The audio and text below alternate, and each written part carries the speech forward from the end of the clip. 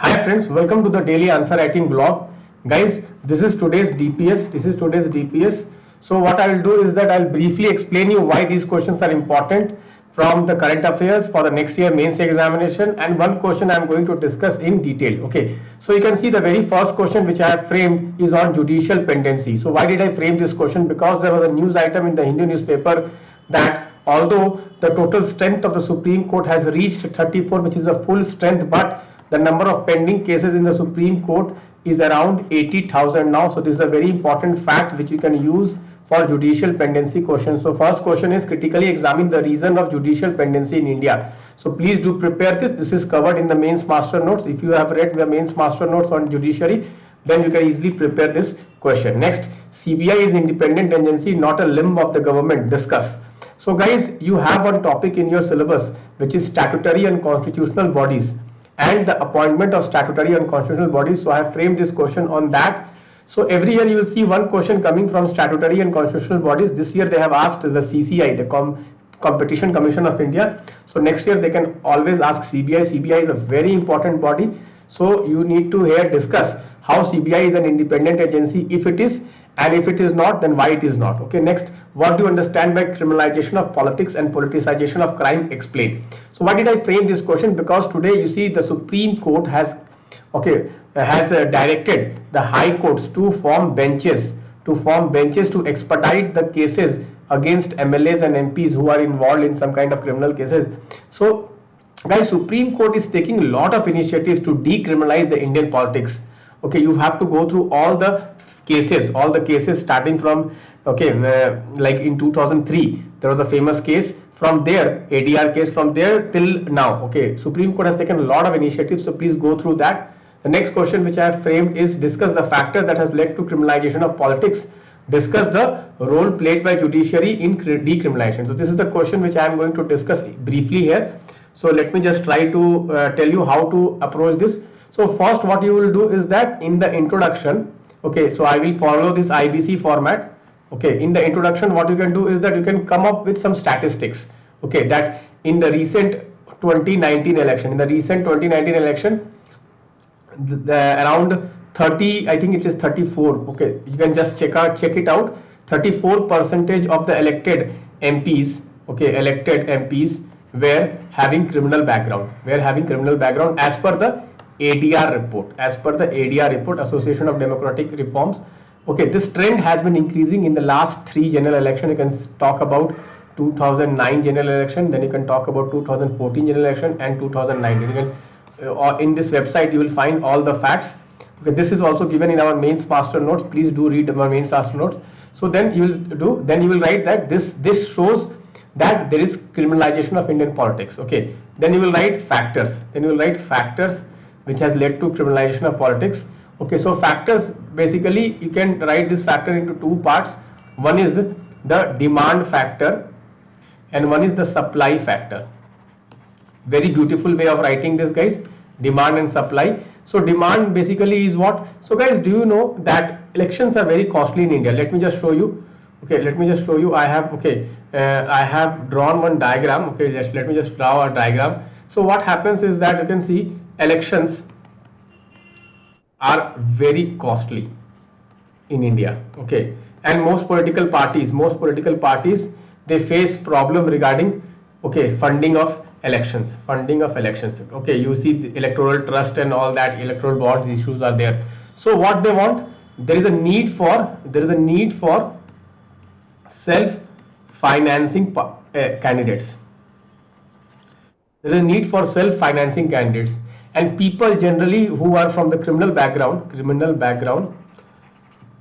they not only can finance themselves but they can also finance the party, because they are involved in criminal activities. So they have the black money, and you all know that even Election Commission has told many a times in the past reports that the most of the funding in the elections in India, okay, there is a huge black money involved. That is why you see, okay, lot of issues regarding electoral bonds and so many issues are going. That is a separate issue which I am not going to discuss here. So there is obviously a demand. There is always a demand, means okay, the political parties, they want candidates, okay, who can self finance them, and obviously general public cannot have that kind of finance which is required to fund elections. So generally people with criminal antecedents, they have a lot of black money, so they can finance themselves. That is one reason. Second reason is also guys, people also demand common people also demand people with the criminal backgrounds. Why? Because guys, the state of governance in India,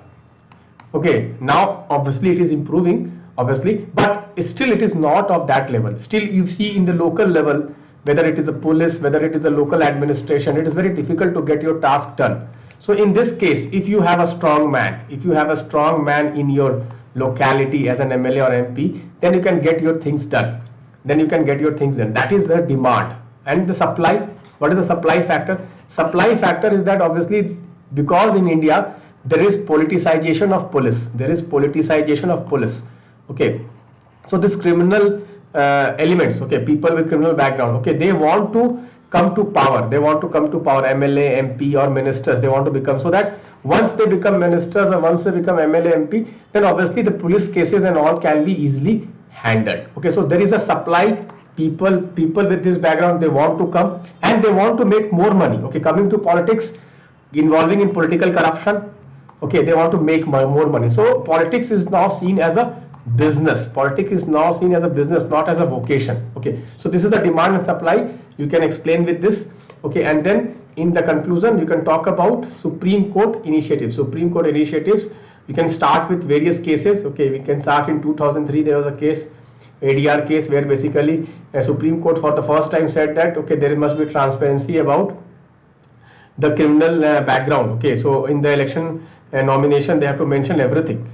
Like that, there are a lot of Supreme Court cases. Then section 8 of RPA Act, that was some section 8 subsection 4 was removed by Supreme Court in the previous judgment. So there are a lot of 2013 judgment and 2018 judgment. Lot of judgments are there. You can go through them and you can write this answer. Next, you can see I have framed one question from economy. You can see here, what is the impact of climate change on economy?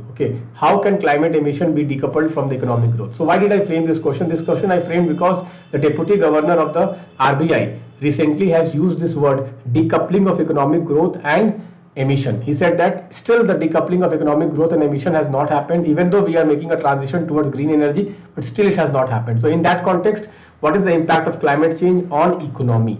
So guys, if you see in the last 10 years, 3 times question on impact of climate change has come. This year they asked impact of climate change on agriculture. So next year they can ask impact of climate change on overall economy. So very important. Next is discuss the trade-off between inflation and growth. Guys, you all know that RBI is struggling.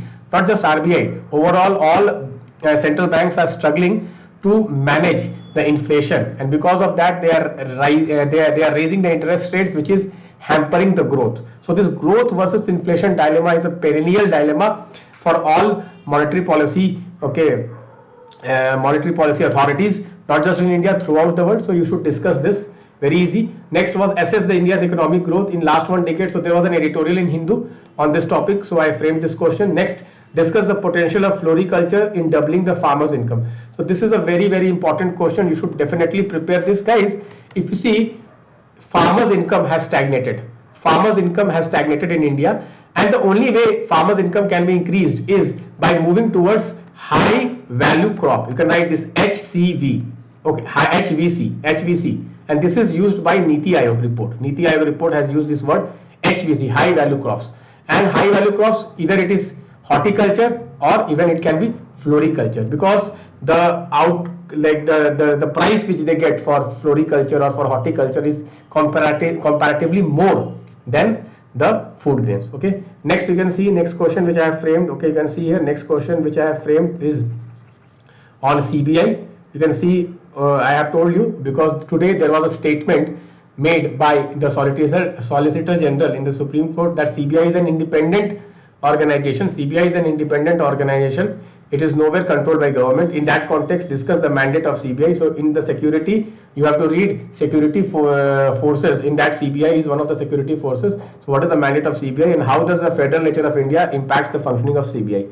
Next, guys, recently WHO has come out with a report on India's performance as far as controlling TB is concerned, and it has raised concern that will India be able to meet its target of eliminating TB. So there are some concerns. In that context, I have framed what is MDR TB, which is multi-drug resistant TB. Examine the challenge of TB in India. So very, very important in public health topic. You can get this question. Next is food security has to become farmer centric in India. Guys, although India has achieved food self-sufficiency in the last 60 years after the Green Revolution, but still, if you see, farmers are struggling. If you see number of farmers who have committed suicide in the last 30 years after the 1991 economic reforms, so it goes into lakhs. Every day some farmer in India commits suicide. So why is it that although the food grains are increasing in production, okay, whereas the farmers are not basically benefited? The reason is that the policies which came to India after the Green Revolution were focused more on production. We focused more on production because India was having the food shortage. But now, since we have achieved food self-sufficiency, we have to move from a policy of production to a policy of what? To a policy of increasing the income of farmers. So welfare of farmers should be our main concern. So in this context, I have framed this question. Very beautiful question, a very important question. Definitely you should prepare this.